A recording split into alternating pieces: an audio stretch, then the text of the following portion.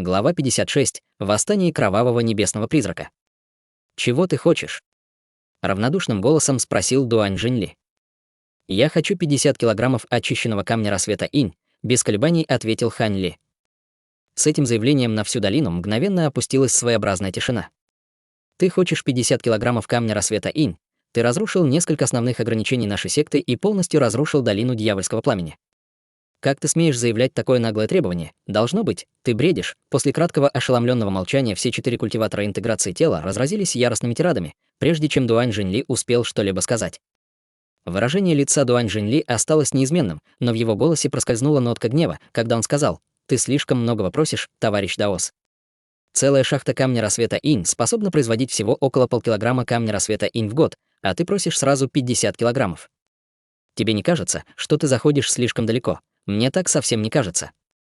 Конечно же, вы не можете сказать мне, что секта Небесного Призрака не в состоянии предложить хотя бы столько камня рассвета инь», ответил Хань Ли с беззаботной улыбкой.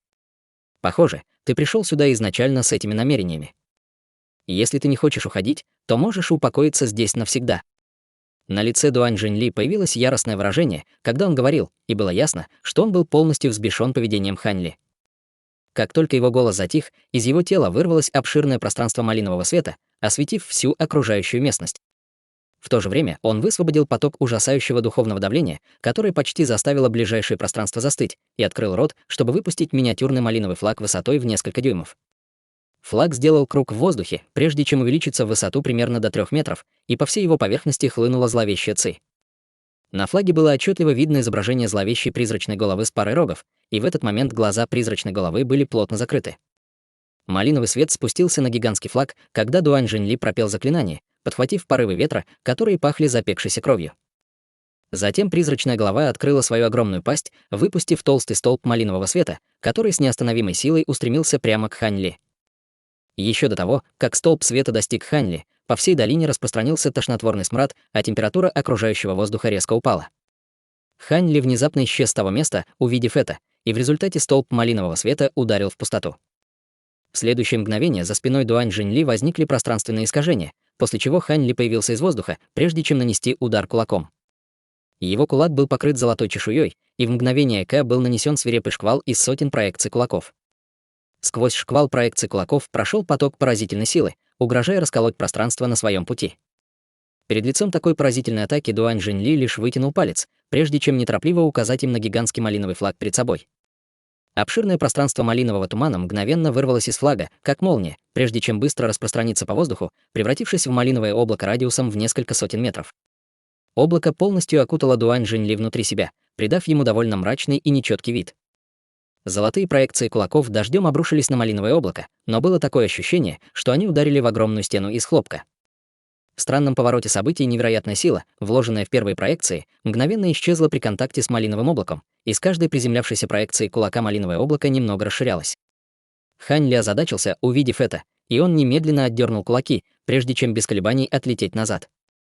Малиновое облако мгновенно хлынуло вниз, как бурная волна, а затем быстро распространилось в стороны, в то время как появилась серия малиновых вихрей, высвобождая потоки мощной силы, которые прокатились по окружающему воздуху, заставляя ближайшее пространство яростно искривляться и деформироваться.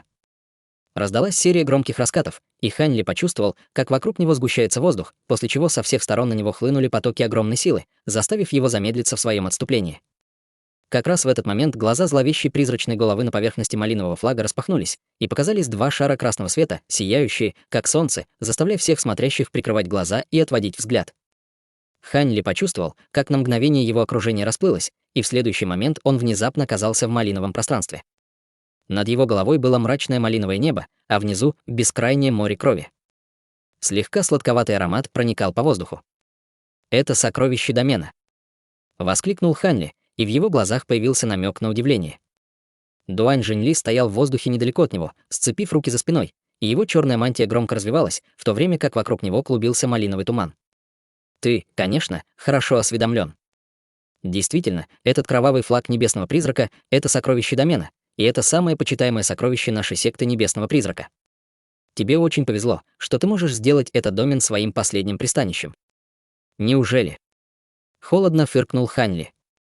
Как только его голос затих, во всех направлениях внезапно раздался шквал призрачных воплей. Призрачные вопли непрерывно колебались, и было такое ощущение, что бесчисленные призрачные существа кричат и визжат без умолку изо всех сил. Внезапно сознание Хань Ли помутилось, а его веки стали тяжелыми, как свинец. В то же время в его сердце возникло чувство жажды крови и гнева, и казалось, что жажду крови можно утолить, вступив в смертельную битву с этими призрачными существами. В ответ на эти навязчивые ощущения Хань Ли без колебаний сделал ручную печать. Из его глобелы хлынул поток прохладной и освежающей энергии, мгновенно протекая по всем его меридианам. Безумные мысли в его голове мгновенно перестали существовать, и призрачный вой также затих. Дуань Жиньли был поражен тем, что Хань Ли смог остаться совершенно невосприимчивым к изменяющим сознание свойствам домена. Слой тумана, парящий над морем крови, был проявлен из обиды бесчисленных призраков, и он мог полностью затуманить разум и проникнуть в самые сокровенные желания и жажду крови в сердце. Даже если бы сам Дуань Жиньли подвергся его воздействию в совершенно беззащитном состоянии, он, конечно же, не смог бы так легко восстановить полное здравомыслие и рациональность. Тот факт, что Хань Ли был совершенно невосприимчив к этому, указывал на то, что его духовное чувство было намного сильнее, чем даже у Дуань Жиньли. Таким образом, один из козырей, который подготовил Дуань Жиньли, оказался бесполезен с самого начала. Как раз в этот момент тело Хань Ли внезапно расплылось, когда он выстрелил вперед по воздуху, летя прямо к Дуань Жиньли. Дуань Жиньли холодно фыркнул, увидев это, и быстро сделал ручную печать. Море крови внизу внезапно начало яростно бурлить, и огромная волна крови внезапно поднялась, чтобы поглотить Дуань Жиньли. Хань Ли мгновенно остановился как вкопанный, увидев это, и закрыл глаза, чтобы высвободить свое огромное духовное чувство, но затем его брови немедленно слегка нахмурились. Это пространство казалось бесконечно обширным, и море крови внизу также было чрезвычайно странным. Даже духовное чувство Хань Ли могло достичь глубины менее 60 метров в море крови, что делало невозможным для него узнать, где прячется Дуань Жиньли. После минутного размышления в его глазах вспыхнул синий свет, когда он высвободил свою способность глаз духовного прозрения. Все в пределах нескольких десятков метров под поверхностью моря крови мгновенно стало ясно, как день, но за пределами этого все еще была лишь обширная область мрака, сквозь которую невозможно было разглядеть. Хань Ли перевернул руку, чтобы создать траву облачного журавля, которую он быстро поглотил, а затем влил большую часть своей духовной силы в свои глаза, но как раз в тот момент, когда он собирался активировать свою способность духовных глаз в полной мере, внезапно произошел неожиданный поворот событий. Поверхность моря крови в нескольких километрах впереди Хань Ли внезапно начала яростно бурлить, и вязкая кровь хлынула в определенном направлении, образуя огромный вихрь, который непрерывно грохотал. Хань Ли немедленно взлетел на высоту более 300 метров, увидев это, и только тогда опустил голову, чтобы осмотреть сцену, разворачивающуюся внизу. Центр вихря громко плескался, волны бурлили и катились, когда из глубин поднимался огромный скелет. Скелет был высотой более 300 метров, и все его кости были полупрозрачного красного цвета, как будто он был полностью построен из кровавого нефрита. Каждая кость была испещрена бесчисленными глубокими рунами, а на вершине огромной головы скелета, прямо между парой изогнутых рогов, сидела зарождающаяся душа Дуань Жиньли с закрытыми глазами и скрещенными ногами. Глаза Хань Ли слегка сузились, когда он увидел это. Внезапно глаза зарождающейся души распахнулись, и она открыла рот, чтобы в быстрой последовательности выпустить 7 шаров кровной эссенции. В то же время она делала серию ручных печатей, читая заклинания. Шары кровной эссенции взорвались 7 облаками кровавого тумана, которые, как гнездо духовных змей, обвились вокруг тела, шеи и конечностей зарождающейся души. Сразу же после этого кровавый туман начал излучать малиновое сияние, окутывая зарождающуюся душу шаром малинового света. Внезапно малиновый шар света исчез в черепе скелета. В пустых глазницах гигантского скелета мгновенно появились 2 шара малинового света, и все руны по всему его телу также загорелись в унисон. В кровавом вихре внизу бурлили огромные волны, высвобождая потоки вязкого малинового света, которые поднимались вверх, вращаясь и переплетаясь, образуя штопорообразный столб крови, который окутал весь скелет. Сквозь столб крови Хань Ли мог видеть, что гигантский скелет постепенно увеличивается в размерах. Вскоре после этого столб крови отступил, как прилив, и гигантский скелет полностью исчез, сменившись ужасающим призрачным существом высотой более 300 метров. У существа была пара глаз, красных, как кровь, и пара изогнутых рогов на голове, а также пара темно-фиолетовых крыльев летучей мыши на спине. Все его тело было покрыто малиновой шерстью, и даже по сравнению с его огромным телом его конечности были непропорционально длинными. Как только оно появилось, оно немедленно начало испускать поразительную ауру, которая заставляла даже пространство вокруг него дрожать и яростно вибрировать. Так это легендарный кровавый небесный призрак, который, по слухам, происходит из подземного царства. Интересно. Пробормотал себе под нос Хань Ли, глядя прямо на гигантское призрачное существо перед собой. Как раз в этот момент кровавый небесный призрак поднял одну из своих рук, и на его ладони вспыхнуло обширное пространство малинового пламени, когда он схватил Хань Ли издалека. Небо над Хань Ли мгновенно потемнело, когда над головой появился огромный малиновый призрачный коготь размером около гектара, а затем спикировал вниз с палящим малиновым пламенем, горящим по всей его поверхности. Еще до того, как гигантский коготь достиг Хань Ли, порыв свирепого ветра уже налетел, заставляя море крови внизу рябить и яростно бурлить. В ответ Хань Ли ударил кулаком прямо вверх, высвободив поток огромной силы. Раздался оглушительный грохот, и малиновый призрачный коготь был мгновенно разрушен, взорвавшись пятнышками малинового света и разбросанными языками пламени, которые разлетелись во всех направлениях. Однако Хань Ли также был вынужден сделать несколько шагов назад, прежде чем стабилизироваться, и в его глазах промелькнул намек на удивление. Сила, вложенная в гигантский малиновый коготь, превзошла его ожидания. Пятнышки малинового света, разлетевшиеся по воздуху, не исчезли. Вместо этого, разлетевшись во всех направлениях на небольшое расстояние, они внезапно остановились как вкопанные, а затем сошлись и переплелись, образовав кольцо крови радиусом в несколько метров. Затем кольцо резко сжалось, плотно сжимая Хань Ли. Прежде чем Хань Ли успел что-либо сделать, кровавый небесный призрак поманил его к себе, и малиновое кольцо вокруг Хань Ли мгновенно полетело к нему с невероятной скоростью. В результате он был быстро втянут в хватку кровавого небесного призрака, оставив открытой только голову. «Посмотрим, как ты теперь выберешься». Усмехнулся кровавый небесный призрак, сомкнув другой коготь вокруг того, что сжимал Хань Ли, а затем сжал хватку обоими когтями. Хань Ли немедленно почувствовал, как огромная сила сжимает его со всех сторон, и его кости непрерывно трещали. Даже с его невероятно сильным физическим телом он с трудом выдерживал давление.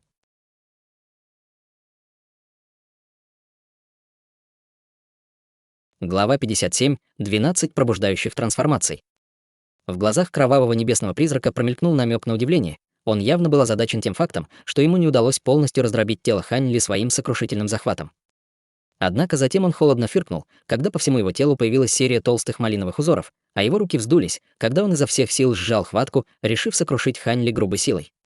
На лице Хань Ли появилось болезненное выражение, но его тело оставалось таким же твердым, как кусок несокрушимой железной эссенции, отказываясь быть раздавленным, независимо от того, сколько силы прикладывал кровавый небесный призрак.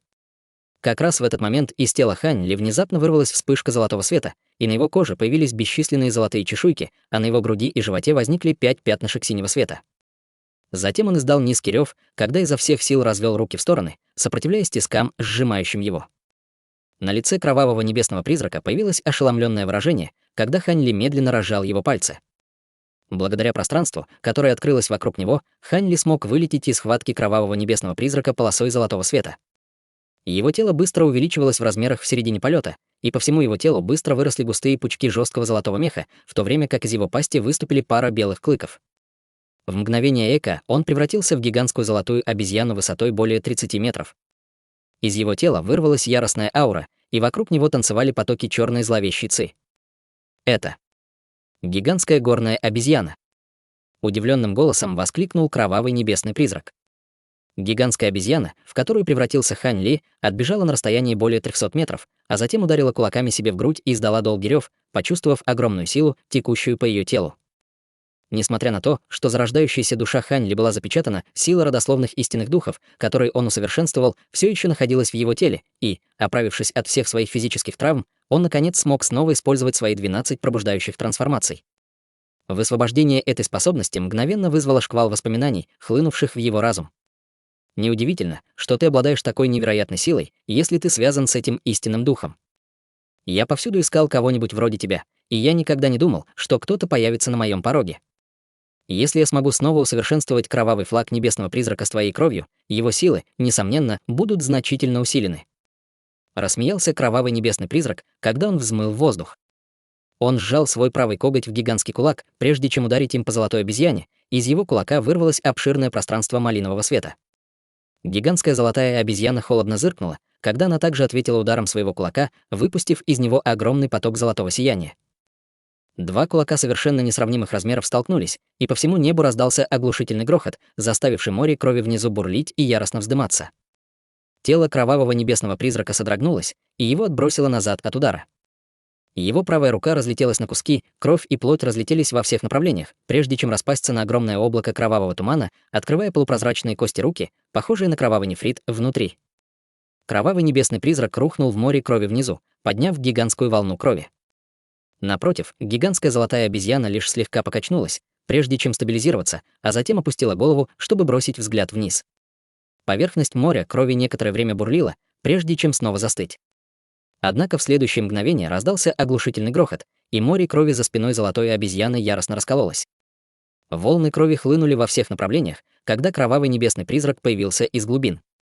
К этому моменту его раздробленная рука уже полностью зажила, а его глаза ярко светились малиновым сиянием, казалось бы, полностью взбешенные сопротивлением, которое оказывала гигантская обезьяна.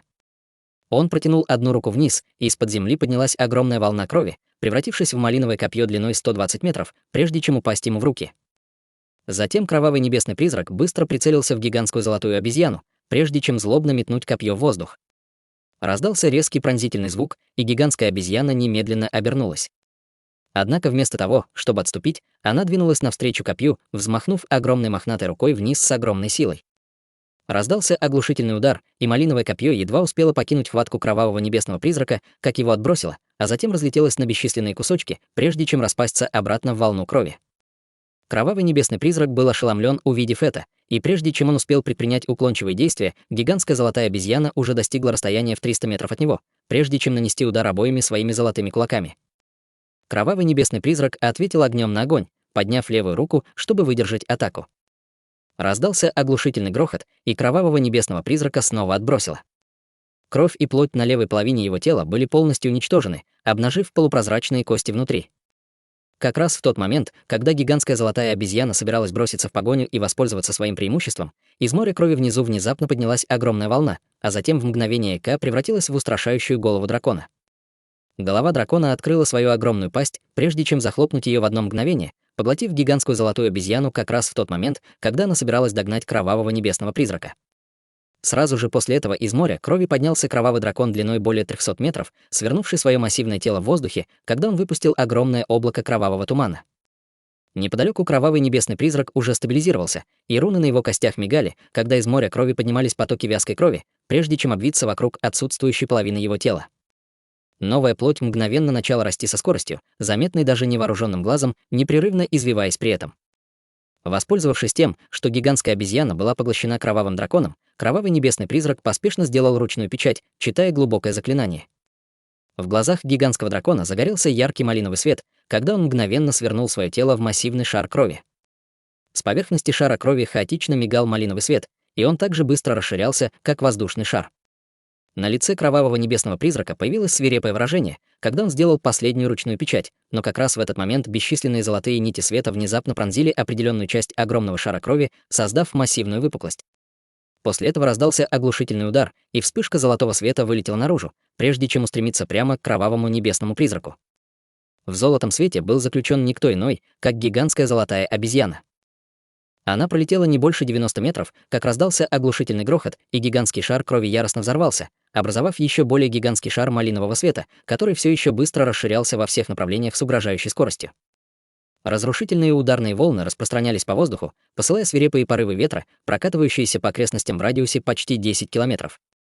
Пространственные ряби, видимые даже невооруженным глазом, появились в самом эпицентре взрыва, прежде чем исчезнуть в мгновение ока.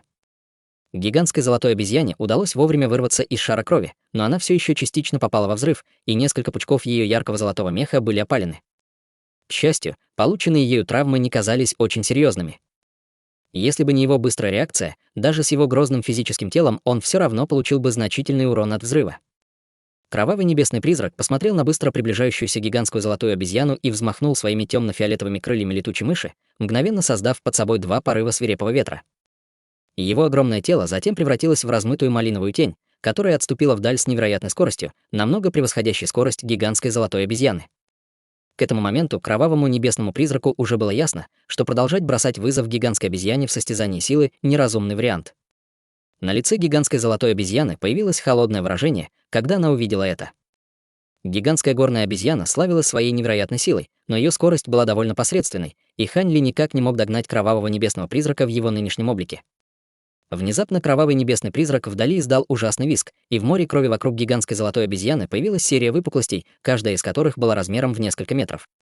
Сразу же после этого из выпуклостей вырвались сотни малиновых теней, прежде чем со всех сторон сойтись к золотой обезьяне. Это была орда малиновых призрачных существ, каждая с одним рогом на голове. У существ были зеленые глаза и острые когти, и вокруг них клубились облака кровавого тумана. Гигантская золотая обезьяна остановилась как вкопанная, и из ее тела начал исходить золотой свет. В то же время она быстро уменьшалась в размерах и быстро скрывалась в облаках кровавого тумана вокруг нее. В следующее мгновение раздался ясный крик, и из кровавого тумана вырвались бесчисленные вспышки лазурного света. Затем свирепые порывы лазурного ветра пронеслись по окрестностям, чтобы смести кровавый туман, открывая гигантскую лазурную птицу. Птица была размером 24 метра с ярко-лазурными перьями и лазурным хохолком из перьев на голове. Ее крылья были чрезвычайно широкими, и когда они были полностью расправлены, размах ее крыльев превышал длину ее тела. За ней также тянулись 3 длинных хвостовых пера, придавая ей величественный и мистический вид. Энергично взмахнув крыльями, гигантская лазурная птица выпустила бесчисленные порывы свирепого ветра, оставив за собой сотни лазурных полос, прежде чем врезаться в надвигающуюся орду призрачных существ. Несколько десятков призрачных существ были мгновенно разрезаны на куски лазурными полосами, а затем взорвались облаками кровавого тумана. Гигантская лазурная птица снова расправила крылья, превратившись в размытую лазурную тень, которая чрезвычайно проворно вылетела из окружения призрачных существ, прежде чем устремиться к кровавому небесному призраку. Это лазурная птица Луань. «Кто ты?» — воскликнул кровавый небесный призрак, а затем поспешно взмахнул крыльями, убегая с места происшествия. Однако лазурная тень была поразительно быстрой, и она в мгновение ока достигла кровавого небесного призрака, прежде чем пролететь мимо среди вспышки лазурного света. На груди кровавого небесного призрака мгновенно появились 3 огромные раны, достаточно глубокие, чтобы обнажить кость, и кровь хлынула во всех направлениях. Кровавый небесный призрак рефлекторно обернулся и поднял руки, чтобы ответить, но к тому времени лазурная тень уже появилась за его спиной, прежде чем промелькнуть мимо его спины. На спине кровавого небесного призрака мгновенно появились 3 огромные раны, и кровь снова брызнула во все стороны, в то время как одно из его крыльев летучей мыши было полностью отсечено. В глазах кровавого небесного призрака появилось яростное малиновое сияние, и он издал разъяренный рев, когда набросился на лазурную тень своими могучими когтями. Были созданы бесчисленные малиновые проекции когтей, а затем переплелись друг с другом, образовав плотную сеть. Однако лазурная тень внезапно исчезла на месте, а затем в следующее мгновение появилась справа от кровавого небесного призрака, как будто посредством мгновенной телепортации, а затем снова набросилась, как молния. На правой руке кровавого небесного призрака появились еще 3 глубокие раны, обнажив кости его руки, когда кровь хлынула из ран, как малиновый фонтан. Кровавый небесный призрак издал еще один яростный рев, пытаясь ответить, но, к его несчастью, он был совершенно не в состоянии угнаться за скоростью лазурной тени. Серия размытых лазурных теней призрачным образом танцевала вокруг кровавого небесного призрака, двигаясь так быстро, что их невозможно было отследить невооруженным глазом. Тело кровавого небесного призрака мгновенно покрылось ранами, а его движения стали совсем вялыми. Если бы не тот факт, что полупрозрачные кости в его теле были чрезвычайно твердыми и прочными, его бы уже разрезали на бесчисленные куски. В глазах кровавого небесного призрака наконец промелькнул намек на страх, и он обхватил руками свою голову, когда бросился к морю крови внизу. В то же время ему навстречу поднялась огромная волна вязкой крови. Как раз в этот момент раздался ясный крик, и лазурная тень еще больше ускорилась, танцуя вокруг кровавого небесного призрака с непостижимой скоростью, оставляя за собой след остаточных изображений. Поднялись свирепые порывы ветра, и в ветре появились бесчисленные длинные лазурные полосы, заполнив окружающее пространство в радиусе нескольких километров, когда они злобно рвали все на своем пути. Волна крови только начала подниматься, как ее мгновенно поразили десятки лазурных полос, заставив ее распасться и рухнуть обратно в море крови.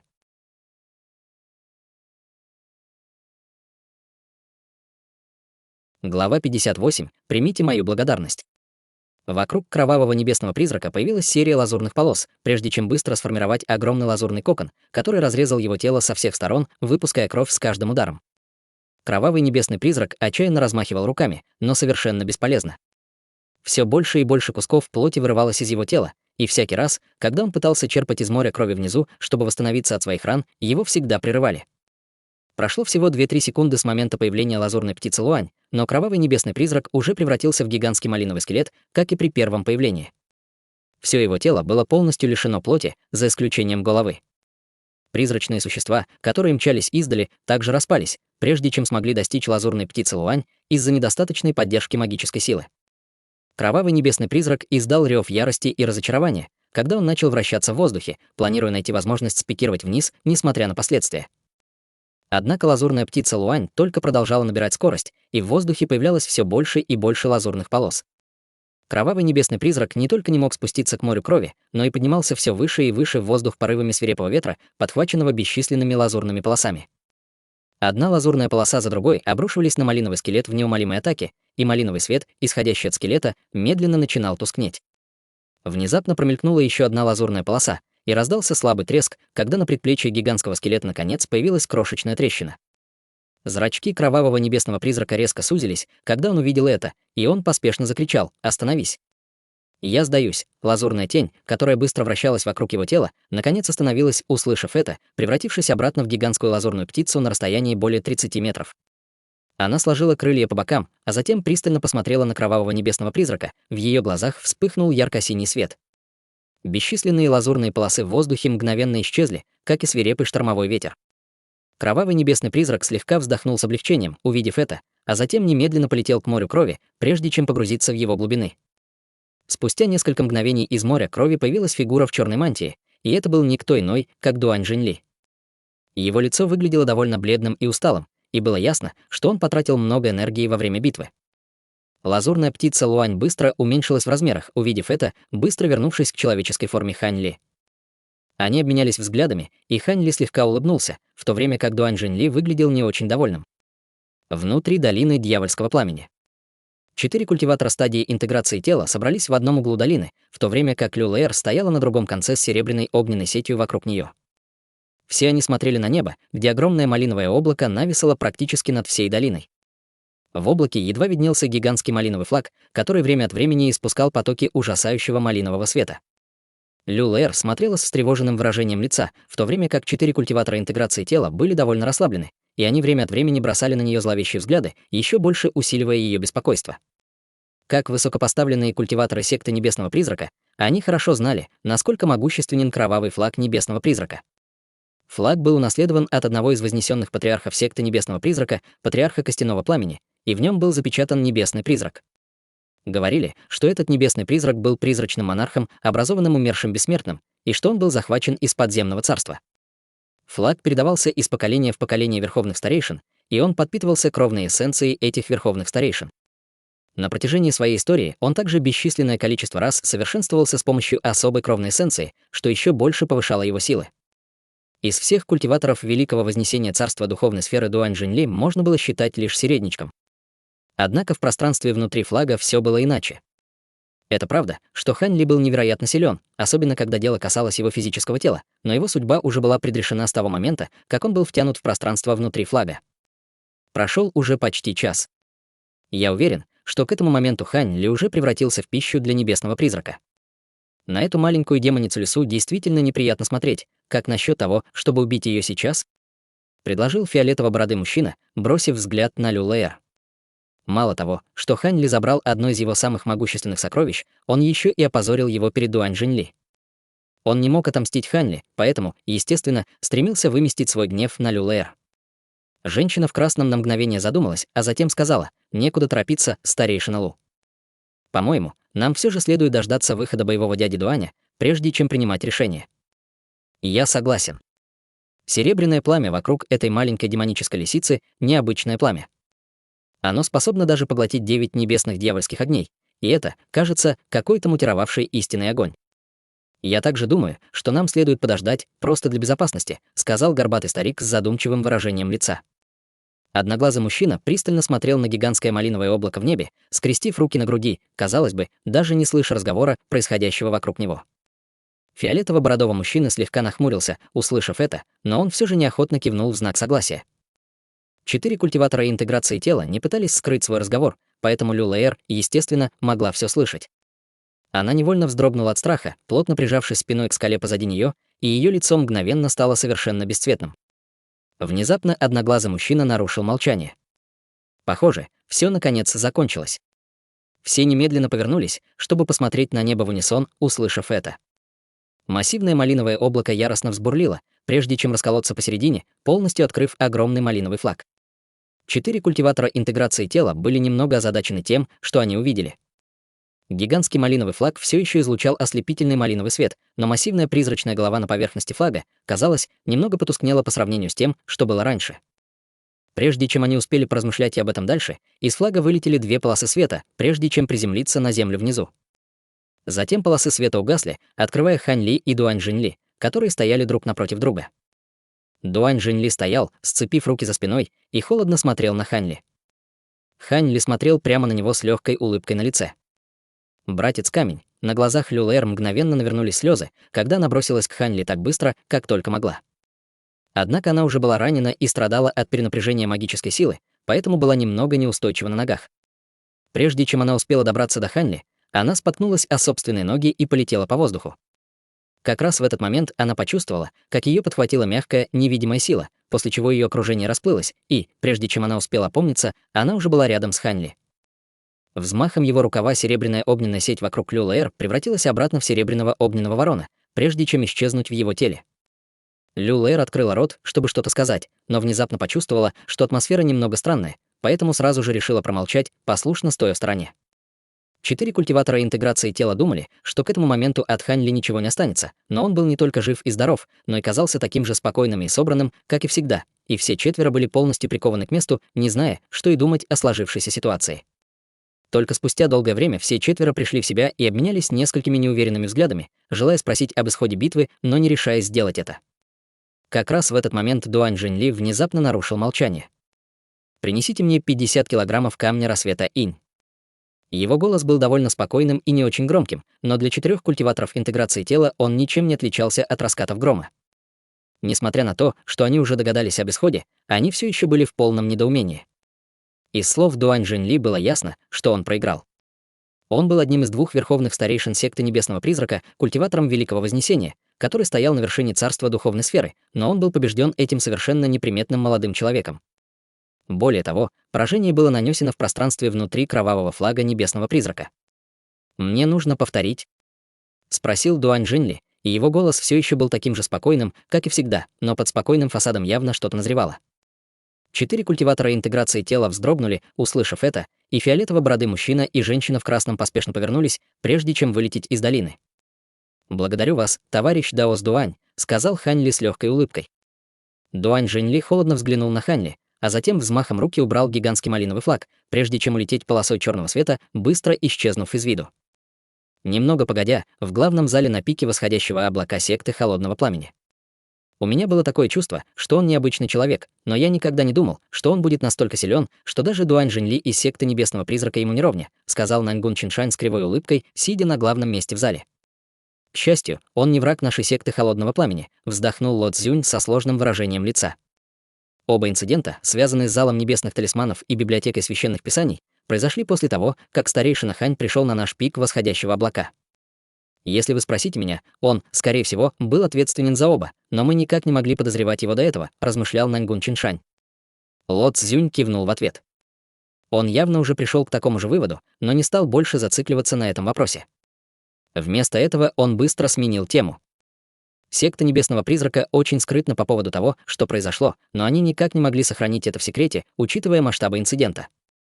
По-видимому, многие из сект, которые изначально были больше склонны к секте Небесного Призрака и Храму Царства Истока, проявили намерение перейти на нашу сторону.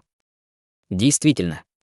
Мастер долины Юй из долины Безмятежного Процветания и мастер горы Джао из Ленивой горы оба отправили письма нашему мастеру секты с просьбой о личной аудиенции. На самом деле, эти люди просто хотят увидеть старейшину Хань и сами убедиться в его силах. Только тогда они смогут принять решение, присоединяться ли к нашей секте Холодного Пламени или нет. К сожалению для них, старейшина Хань ушел в уединение вскоре после своего возвращения, и верховный старейшина издал приказ, запрещающий кому-либо беспокоить старейшину Хань по какой-либо причине, сказал Наньгун Чиншань. Ло Цзюнь кивнул в ответ с задумчивым выражением лица и больше ничего не сказал.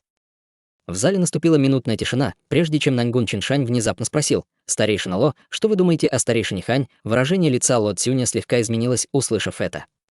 В прошлом он чувствовал себя комфортно, свободно делясь своим мнением, но теперь он немного колебался. Только после долгих размышлений он ответил с осторожным выражением лица: «У меня было не так много общения со старейшиной Хань.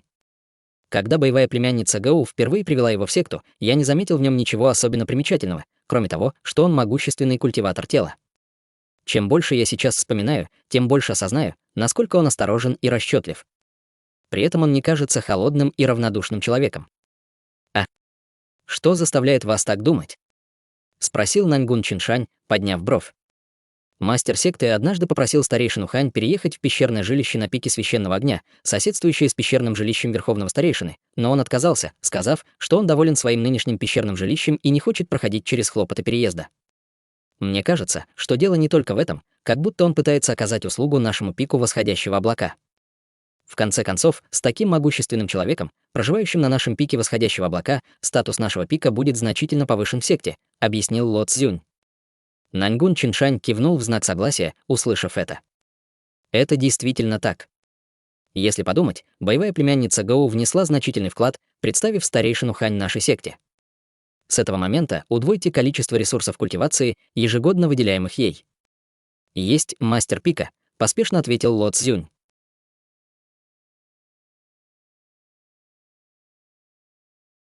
Глава 59. Заимствование платформы сбора звезд. Несколько дней спустя, в саду пещерного жилища на полпути к пику восходящего облака.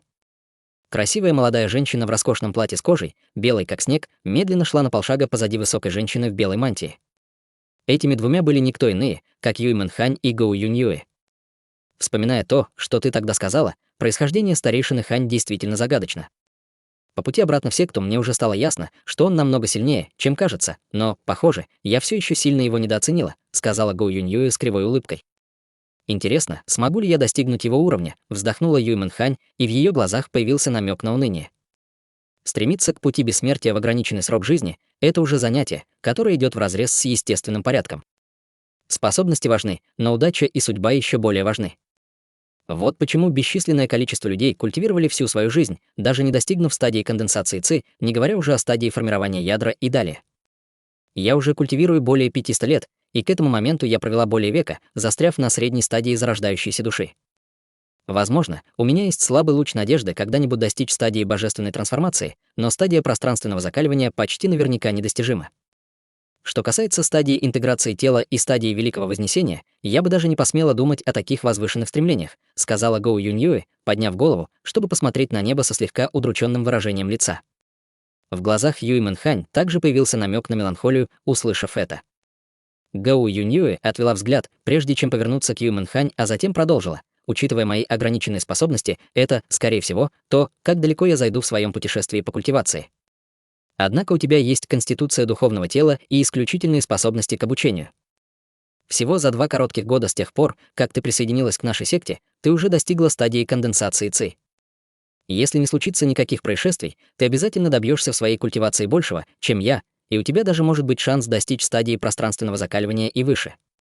Все это благодаря вашим бескорыстным учениям и всем драгоценным пилюлям, которые вы мне даровали, учитель. «Я бесконечно благодарна вам», — сказала Юймэн Хань искренним голосом. «Благодаря старейшине Хань тебе не придется беспокоиться о пилюлях или ресурсах еще очень долго», — ответила Гоу Юньюэ. Глаза Юймэн Хань сразу же загорелись, услышав это. Если подумать, я навещала старейшину Хань 1 раз за последние 2 года, но к этому моменту его пещерное жилище уже отмечено как запретная зона секты, поэтому я, скорее всего, больше не смогу его навещать, вздохнула Гоу Юньюэ с ноткой разочарования в глазах. Вскоре после этого пик восходящего облака секты Холодного Пламени внезапно принял бродячего культиватора в качестве ученика внешнего двора.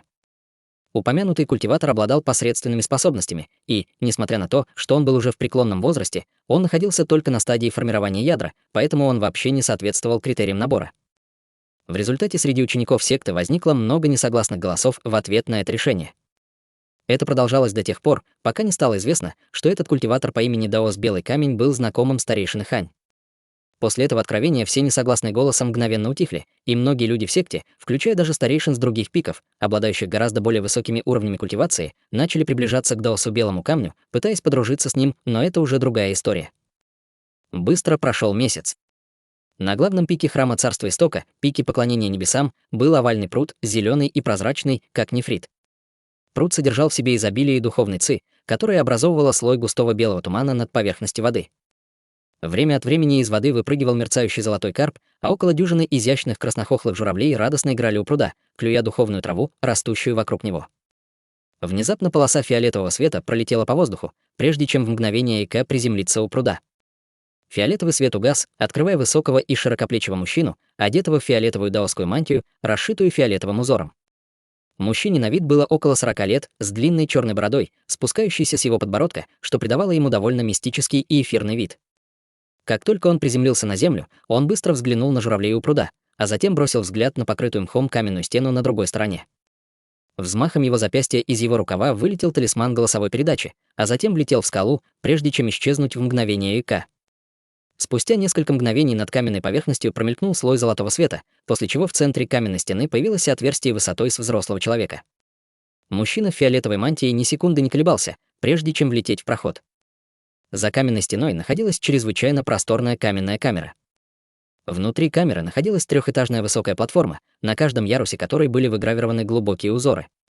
По всей платформе также была размещена серия странно выглядящих желтых фонарей, образующих своеобразный массив, который испускал поразительные колебания духовной силы. В самом центре верхнего яруса платформы сидел на циновке дородный мужчина. Он был одет в свободную золотую мантию, которая оставляла открытой большую часть его груди и издалека напоминал небольшую гору плоти. Мужчина в фиолетовой мантии почтительно поклонился мясной горе, а затем доложил: «Верховный старейшина, мы только что получили сообщение от секты Холодного Пламени, в котором говорится, что старейшина Хань из их секты желает использовать нашу платформу сбора звезд для культивации, и они пообещали нам взамен щедрую компенсацию». Должны ли мы? Мужчина в золотой мантии не сразу ответил. Вместо этого он на мгновение задумался над этой идеей, прежде чем ответить медленным и размеренным голосом: «Я просил тебя выяснить его личность и историю». «Как продвигается дело?» Его голос был чрезвычайно громким и звучным, и он отдавался эхом по всей каменной камере. Все, что нам удалось выяснить, это то, что он внезапно появился в процветающей нации 2 года назад, и вскоре после того, как он вступил в секту Холодного Пламени, он стал приглашенным старейшиной. Однако в течение этого времени он всегда держался в тени и оставался незамеченным, поэтому мы узнали о его существовании только после того, что произошло в секте Небесного Призрака, ответил мужчина в фиолетовой мантии. Ничего страшного. Если бы я был Сымат Цзиньмином, я бы определенно сохранил существование этого человека в тайне. Чем в последнее время занималась секта Небесного Призрака? Спросил мужчина в золотой мантии. После инцидента все в секте Небесного Призрака вели себя очень сдержанно. Они не выразили никакого недовольства или намерения отомстить, ответил мужчина в фиолетовой мантии. Не может быть, чтобы 2 верховных старейшины секты Небесного Призрака просто так оставили подобное без внимания. Нам просто нужно подождать и посмотреть, усмехнулся мужчина в золотой мантии, явно не убежденный этим ответом. Тогда насчет той просьбы одолжить платформу сбора звезд, неуверенным голосом сказал мужчина в фиолетовой мантии. Просьба исходит от человека, обладающего силой стадии Великого Вознесения, поэтому лучше не вставать у него на пути. Пока соглашайся на его просьбу, решил мужчина в золотой мантии после некоторого размышления. Мужчина в фиолетовой мантии слегка нахмурился, и он на мгновение заколебался, а затем сказал: «По правде говоря, великие старейшины нашего храма немного обеспокоены этим. Они боятся, что старейшина Хань станет еще сильнее после культивации на платформе сбора звезд, и как только это произойдет, наш храм Царства Истока опустится ниже секты Холодного Пламени в иерархии. Кроме того, для активации платформы сбора звезд требуется большой расход камня звездного омовения. Нам уже приходится быть очень консервативными в использовании камней звездного омовения на лучших учениках нашей секты. Это действительно позор, если нам придется использовать эти драгоценные камни на постороннем. Скажи им, что их опасения излишни. Существу стадии Великого Вознесения не так-то просто укрепить свои силы. Кроме того, это он просит одолжить нашу платформу сбора звезд, поэтому секта Холодного Пламени, естественно, будет нести ответственность за покрытие всех связанных с этим расходов, ответил мужчина в золотой мантии с беззаботной улыбкой. Есть верховный старейшина. Почтительно ответил мужчина в фиолетовой мантии. 2 месяца спустя в храме Царства Истока. Был пышный извилистый горный хребет с плывущими по небу облаками, похожими на хлопок, а также можно было заметить случайных журавлей и духовных птиц, представляющих собой безмятежное и процветающее зрелище. В самом центре горного хребта находилась гора, которая была намного выше всех окружающих ее гор, простираясь до самых облаков. Вершина горы была усыпана гигантскими камнями, и по воздуху проникала духовная ци, но растительности было немного. В самом центре находилась 9-уровневая платформа, имевшая форму круглой пагоды. Она была полностью полупрозрачного белого цвета, как будто была построена из нефрита. Вокруг платформы сидела группа стариков в коричневых мантиях, скрестив ноги и закрыв глаза.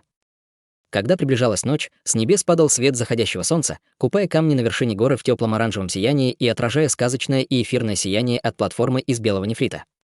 Как раз в этот момент 2 полосы света внезапно пронеслись по далекому небу, а затем приземлились у подножия платформы, открывая пару фигур. Старики в коричневых мантиях, сидевшие вокруг платформы, все поднялись на ноги, прежде чем направиться к 2 мужчинам, один из которых был мужчиной мясной горой в золотой мантии, и все они почтительно поклонились, приветствуя в унисон: «Мы выражаем свое почтение верховному старейшине». Затем группа стариков обратила свое внимание на незнакомого молодого человека рядом с мужчиной в золотой мантии. Этим молодым человеком был, естественно, никто иной, как Ханли, который пришел одолжить платформу сбора звезд. Мужчина в золотой мантии промолчал, отмахнувшись рукой, и 4 стариков немедленно вернулись на свои прежние позиции. Товарищ Даос Хань, эти 4 — хранители платформы сбора звезд.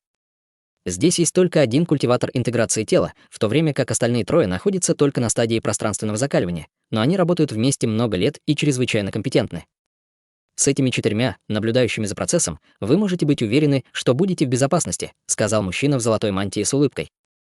Ханли, естественно, не хотел, чтобы во время его культивации присутствовали какие-либо посторонние из храма Царства Истока, но он знал, что не может от этого отказаться. Поэтому он улыбнулся и ответил: «Благодарю вас, товарищ Даос Закрытая гора.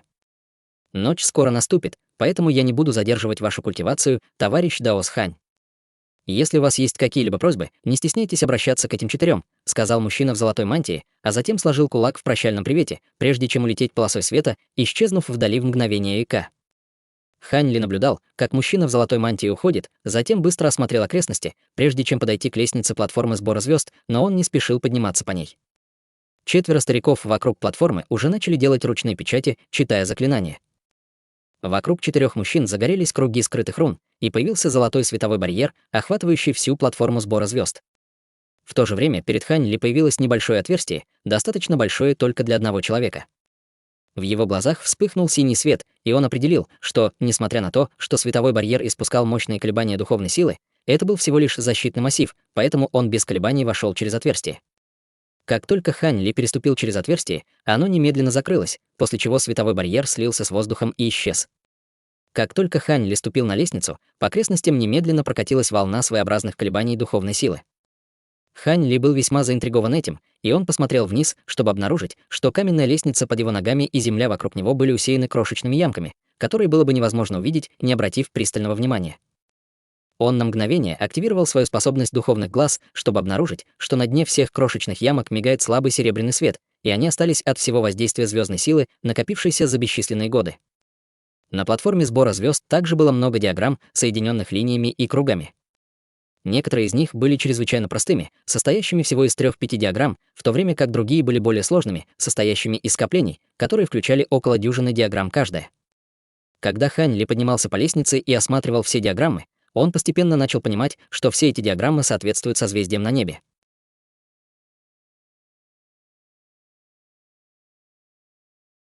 Глава 60. Разыскивается. Ханли продолжал подниматься по лестнице до самого верха платформы сбора звезд, и только в самом центре верхнего уровня платформы он смог найти диаграмму Большой Медведицы. Он кратко осмотрел диаграмму, прежде чем сесть, скрестив ноги, а затем поднял голову, чтобы посмотреть на небо, где обнаружил, что небеса уже приобрели темно-синий оттенок и появилось несколько звезд. Он закрыл глаза и начал молча медитировать. Примерно через 2 часа глаза Ханли распахнулись, и он тихо произнес слово «Начинайте». 4 стариков в коричневых мантиях вокруг платформы, услышав это, перевернули руку, чтобы достать камень звездного омовения размером с ладонь, а затем вдавили камни в углубление на земле перед собой. 4 камня одновременно треснули, когда из углублений поднялись потоки белого света, текущие по рунам и узорам, выгравированным на земле, чтобы быстро достичь платформы сбора звезд. Все 9 уровней платформы мгновенно начали ярко светиться, приобретая полупрозрачный вид, и диаграммы созвездий, выгравированные на платформе, также начали излучать ослепительное серебряное сияние. Издалека платформа напоминала миниатюрную версию ночного неба, и это было захватывающее зрелище. В то же время звезды на небе также становились все ярче и ярче, как будто резонируя с платформой, и безграничный серебряный звездный свет дождем падал с небес, как слабый серебряный туман, окутывающий всю платформу сбора звезд. Ханли находился в серебряном тумане, и было такое ощущение, что он сидит среди звезд.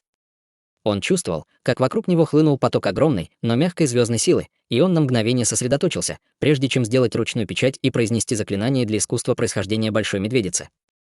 В его теле раздался глухой удар, и с ночного неба хлынули 6 чрезвычайно толстых столбов белого света. Все 6 столбов света сияли вокруг Ханли, и звездная сила, содержащаяся в столбах света, была просто поразительной. Бесчисленные нити полупрозрачного света появились из столбов света, а затем резко выпрямились, прежде чем пронзить прямо Ханли, как бесчисленные стальные иглы. В то же время слабый серебряный туман, окутывающий всю платформу сбора звезд, также начал быстро вздыматься, как будто его что-то взбудоражило. Бесчисленные серебряные фрагменты света начали кружиться под воздействием потока огромной силы, образуя серебряный вихрь света высотой более 30 метров над платформой сбора звезд. Звездная сила, которая еще мгновение назад была чрезвычайно мягкой, внезапно стала чрезвычайно яростной. Попав в вихрь, 6 столбов света значительно посветлели и расширились, а звездная сила, хлынувшая в них, также увеличилась в несколько раз. Однако в то же время боль, которую приходилось терпеть Ханли, также стала значительно сильнее. Его одежды мгновенно пропитались кровью, и бесчисленные нити звездного света постоянно пронзали его кожу. Кровь, вытекающая из его тела, подхватывалась силой серебряного вихря света, образуя мрачный кровавый туман, окутывающий все его тело. 4 стариков в коричневых мантиях вокруг платформы сбора звезд были поражены, увидев это. За все годы, что они провели здесь, они никогда не видели такой яростной звездной силы и никогда не были свидетелями такого жестокого и прямого способа направления звездной силы в свое тело. Перед лицом такого огромного количества звездной силы даже культиватору стадии интеграции тела было бы трудно просто остаться в живых. Однако как раз в этот момент на талии Ханли внезапно появилась вспышка света, после чего внезапно возникли 6 черных зеркал размером с ладонь, прежде чем полететь к 6 столбам света. Круглые зеркала были окутаны облаками черной ци, а на их поверхности слабо мигали руны. Это были не что иное, как зеркало звездного света, которые он усовершенствовал, используя камни рассвета Инь, предоставленные сектой небесного призрака. Как только 6 зеркал встали на свое место, над ними немедленно хлынул черный свет, после чего бесчисленные крошечные руны в безумии вырвались наружу, образовав невероятно толстый и ослепительный столб света, который выстрелил прямо в ночное небо. Он собирается еще больше усилить звездную силу. Это невероятно. Удивленным голосом пробормотал себе под нос старик в коричневой мантии стадии интеграции тела. Как только его голос затих, 6 из звезд в искусстве происхождения Большой Медведицы внезапно значительно посветлели, и в воздухе появилось обширное пространство ослепительного серебряного сияния, а затем в безумии хлынуло в серебряный вихрь. Полгода спустя, в каменной пещере на пике поклонения небесам. Даос, закрытая гора в золотой мантии, сидел с закрытыми глазами и скрещенными ногами на 3-м ярусе платформы, делая ручные печати и непрерывно читая заклинания. Внезапно его пение прекратилось, и он поспешно поднялся на ноги. Порыв ветра без предупреждения ворвался в каменную камеру, и в его потоке загорелись пламенем несколько десятков желтых фонарей на платформе.